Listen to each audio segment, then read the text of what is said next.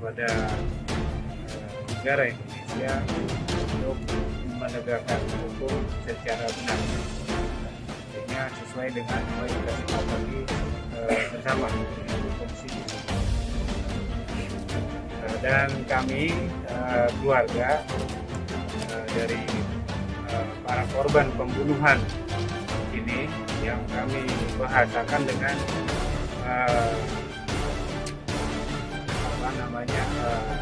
pembunuhan tanpa proses pengadilan. Bahasa kami seperti itu, dan kami sangat tidak terima dengan keadaan ini. Yang sangat kami sesalkan salah satunya adalah setelah dibunuh, putra-putra kami dibunuh, tidak ada keterangan dari pihak kepolisian yang menghubungi keluarga, menghubungi kami. Itu tidak ada. Artinya sebagai sebuah negara yang beradab, yang berasaskan kemanusiaan yang adil dan beradab, ini sangat biadab menurut saya, tidak beretika. Kemudian saya juga sangat tidak terima bila putra saya dan 6 para mujahid ini dikatakan membawa senjata.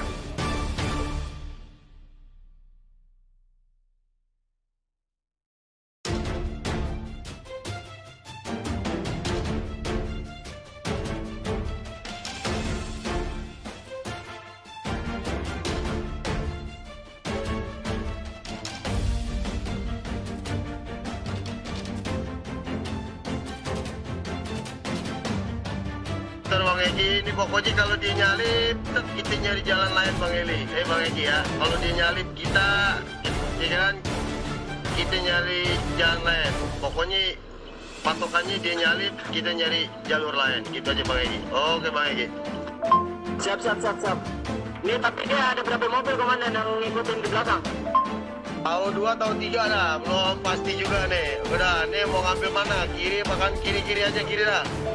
Sus Madar nongkrong aja dulu, berhenti ente di tukang kopi, nongkrong di pinggir jalan aja, dia ngikutin gak?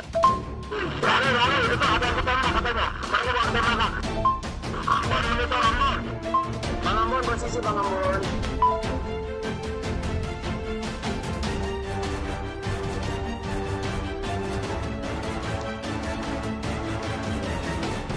Berhentilah berdebat seperti orang bodoh.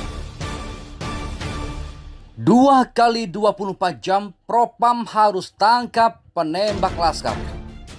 Tangkap pelaku, pecat Kapolda dan Kapolri. Pemirsa, kembali Mahakarya Cendana mengabarkan untuk Anda.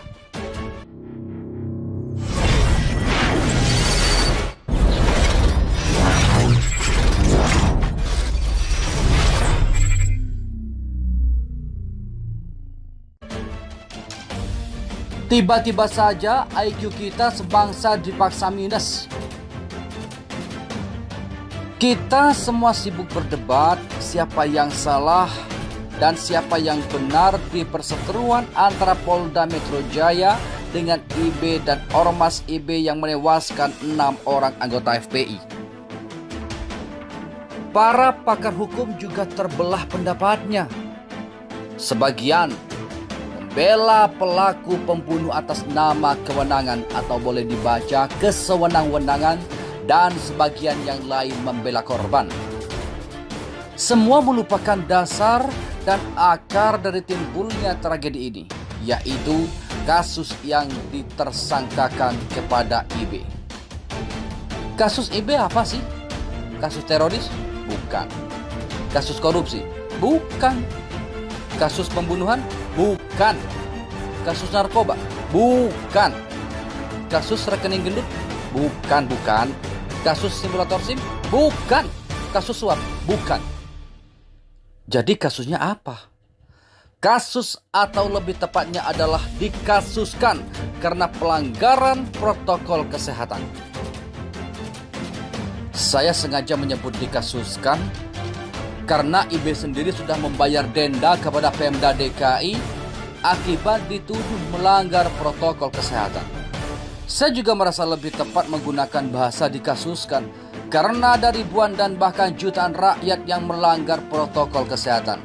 Bahkan pemerintah pusat sendiri bisa dikatakan melakukan pelanggaran protokol kesehatan karena bersikeras tetap melangsungkan pilkada pada pandemi ini, dari mulai pendaftar hingga pencoblosan. Tapi baiklah, anggap saja IB tetap dipaksa dikasuskan, yaitu pelanggaran protokol kesehatan. Pertanyaannya, apakah pelanggaran protokol kesehatan termasuk sebuah tindak pidana serius atau sebuah kejahatan extraordinary? Sampai-sampai Polda Metro Jaya mengusut dan memperlakukan kasus ini bagaikan kasus teroris dan kasus korupsi. Berapa banyak SDM dan dana ekstra yang harus dikeluarkan Polda Metro Jaya untuk mengusut kasus ini, bahkan sampai harus membunuh 6 orang anak bangsa yang tidak bersalah. Maaf, sebagai salah satu warga negara dan juga pembayar pajak, saya keberatan kalau pajak yang saya bayarkan digunakan negara untuk lelucon berujung tragedi seperti ini. Sekali lagi, kesalahan IB cuma pelanggaran protokol kesehatan. Kesalahan yang dilakukan jutaan rakyat yang lain. Kalau tidak percaya, tinggal datang ke pasar tradisional dan lihat kerumunan-kerumunan yang ditimbulkan akibat pelaksanaan pilkada kemarin. Artinya, ada kesalahan pihak kepolisian Polda Metro Jaya di penanganan, di perlakuan dan di penyidikan terhadap kasus pelanggaran protokol kesehatan yang dituduhkan kepada IB. Saya jadi benar-benar khawatir kalau penyidikan pelanggaran protokol kesehatan diperlakukan seperti kasus terorisme atau korupsi. Jangan-jangan nanti kalau misalnya ada anak muda yang lupa membawa SIM, pelanggaran berlalu lintas, si anak muda tersebut karena takut motornya disita dan diomelin emaknya terus mencoba kabur dan kemudian ditembak mati oleh petugas yang razia gelap di tempat. Tinggal matiin CCTV di TKP, terus bikin konversi pers. Ada ditemukan keris di jok motor si anak muda. Terus si anak muda disebut mencoba melawan petugas. Kemudian para buzzer dikerahkan membangun opini si anak muda seorang preman. Gila. Jadi apa wajah hukum di negeri ini? Kelak. Jadi tolong berhenti berdebat. Tidak semua IQ anak bangsa ini minus. Sejak awal kasus yang dituduhkan kepada IB, pelanggaran protokol kesehatan ini terlalu politis. Sama seperti kasus chat fake WA, pornografi yang sampai hendak melibatkan Interpol. Kita terbuka dan terus terang aja, kasus yang dituduhkan kepada IB ini diperlakukan begitu serius karena IB dianggap ancaman bagi segelintir orang. IB dianggap saingan dalam berbagai kekaguman bagi seseorang. Seseorang tersebut tidak bisa menerima ada sambutan meriah, apalagi tepuk tangan bagi orang lain. Karena menurutnya hanya dia yang jadi pusat alam semesta. Benar-benar sakit jiwa. Makanya kepada IB selalu coba dijerat dan dituduh kasus-kasus yang terkadang membuat kita terpaksa geleng-geleng kepala. Sebut saja dulu kasus chat fake WA. Masalahnya, kasus chat fake WA yang dulu cuma mengakibatkan korban luka, Bung Herman Syah ditikam di jalan tol. Sedangkan sekarang kasus yang cuma pelanggaran prokes ini sampai mengakibatkan 6 orang anak bangsa yang tidak bersalah dan sampai kehilangan nyawa di jalan tol juga. Maafkan kalau saya jadi berpikir negatif. Jangan-jangan pelaku dan otak pelakunya juga orang yang sama.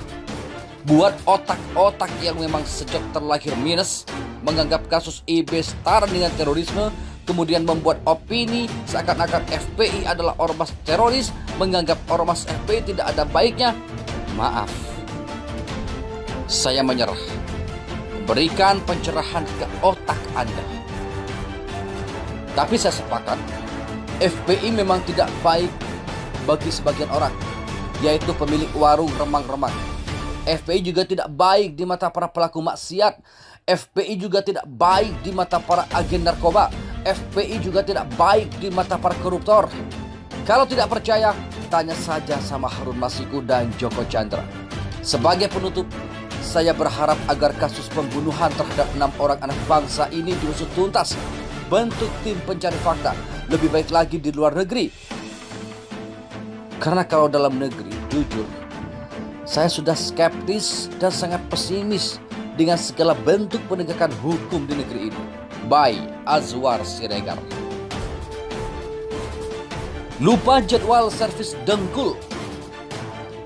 Tragedi kemanusiaan hilangnya nyawa 6 orang anggota Laskar FPI yang ditembak polisi menimbulkan keprihatinan dari sisi kemanusiaan dan juga kewarasan otak.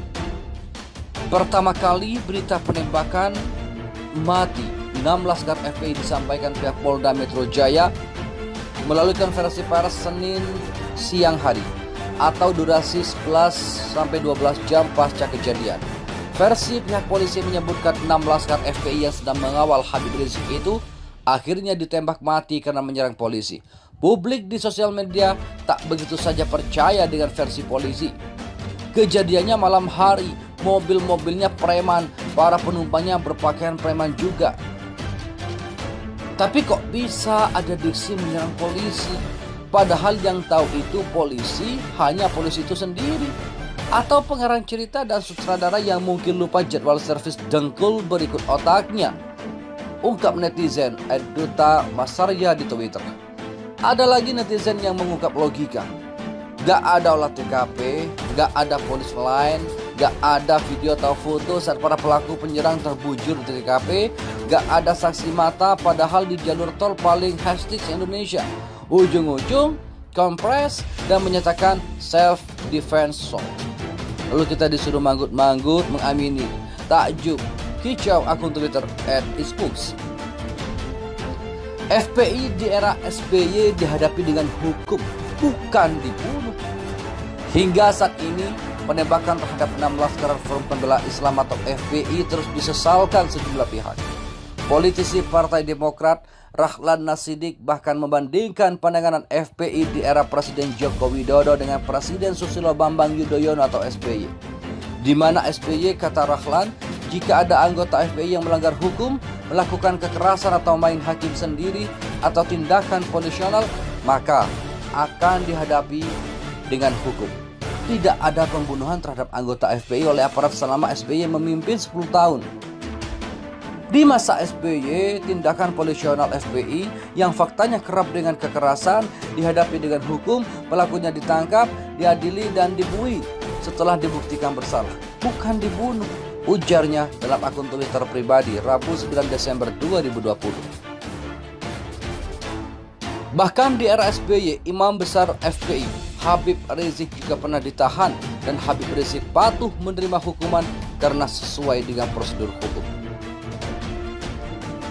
Beda kelas, jauh, kata Diki Imron dan Eliana Fitri. Jadi jelaskan, perilaku penegak hukum itu tergantung siapa presidennya. Like SBY lebih baik, kata Arya Property. Ekawati Naila, jauh, negarawan versus Mukidiawan. Ahmad Mursyidi Elmuna Arif Billah. Zaman SBY dibandingkan dengan Sidongo, ya jelas beda jauh. SBY dipenuhi profesionalis yang handal dan kompeten.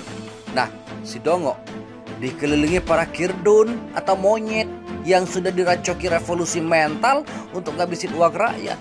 Ada angel. Terima kasih telah kunjungi channel ini. Kami hanyalah sebatas menginformasikan, Andalah yang memutuskan.